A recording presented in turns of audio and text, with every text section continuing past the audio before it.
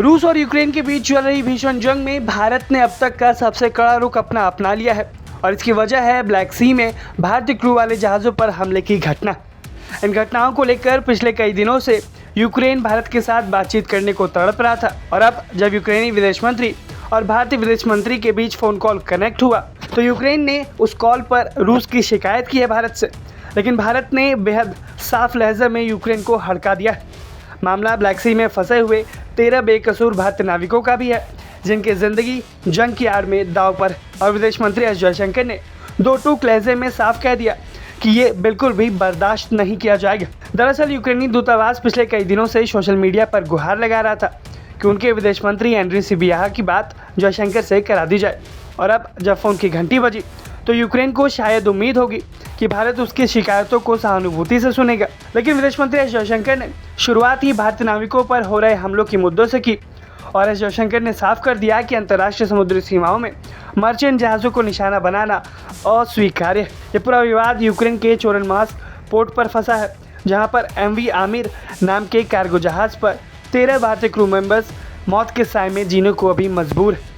रूस के ड्रोन और मिसाइल हमले इस पोर्ट को लगातार निशाना बना रहे हैं। एस जयशंकर ने यूक्रेनी विदेश मंत्री को जमकर सुनाते हुए कहा कि किसी भी पक्ष, रूस हो या यूक्रेन की तरफ से कमर्शियल जहाज़ों पर हमला करना अंतर्राष्ट्रीय नियमों का उल्लंघन है और भारत इसकी कड़ी निंदा करता है। भारत का गुस्सा इस बात पर भी था कि जंग की आड़ में उसके नागरिकों को मानवीय ढाल की तरह इस्तेमाल किया जा रहा है। एस जयशंकर ने बातचीत के दौरान केवल भारतीयों की सुरक्षा ही नहीं बल्कि पूरी दुनिया की अर्थव्यवस्था का भी मुद्दा यूक्रेन के सामने उठाया है।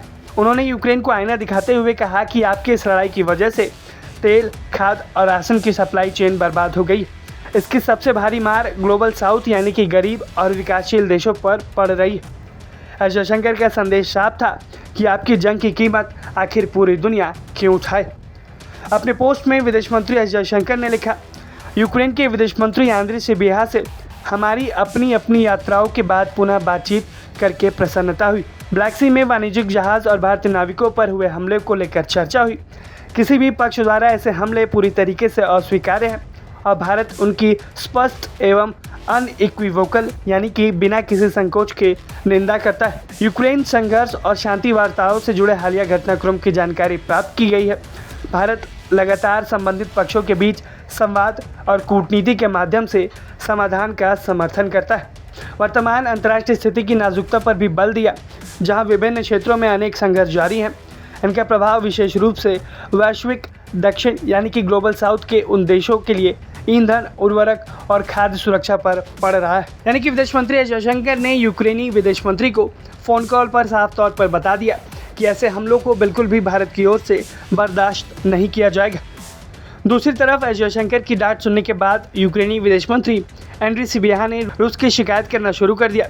उन्होंने ज़ेलेंस्की और ट्रंप की मुलाकात का हवाला देते हुए भारत से मदद मांगी है कि वो रूस को रोकने में एक भूमिका निभाए। यूक्रेन ने गुहार लगाई कि भारत अपनी वैश्विक ताकत का इस्तेमाल करे और शांति बहाल करने के लिए कदम उठाए। विदेश मंत्री एस जयशंकर का ये सख्त अंदाज पूरी दुनिया के लिए एक मैसेज भी था कि भारत अपने नागरिकों की सुरक्षा के साथ कोई भी समझौता नहीं करेगा, चाहे देश कोई भी हो। अगर भारतीय जानों को खतरा में डाला जाएगा तो भारत का रुख इसी तरह कठोर रहेगा। आप इस पूरी खबर पर क्या कुछ राय रखते हैं, हमें कमेंट सेक्शन में ज़रूर बताएं। ब्यूरो रिपोर्ट, भारत तक।